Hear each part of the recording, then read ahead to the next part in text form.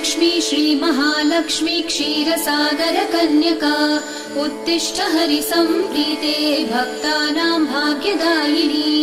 श्रीलक्ष्मी श्रीमहालक्ष्मी क्षीरसागरकन्यका उत्तिष्ठ हरिसम्प्रीते भक्तानां भाग्यदायिनी। उत्तिष्ठोत्तिष्ठ श्रीलक्ष्मी विष्णुवक्षस्थलालये उत्तिष्ठ करुणापूर्णे लोकानां शुभदायिनी।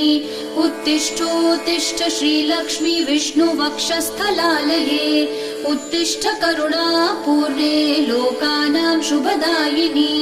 श्रीपद्ममध्यवसिते वरपद्मनेत्रे श्रीपद्महस्तचिरपूजित पद्मपादे श्रीपद्मजातजननी शुभपद्मवक्त्रे श्रीलक्ष्मी भक्तवरदे तव सुप्रभातम्।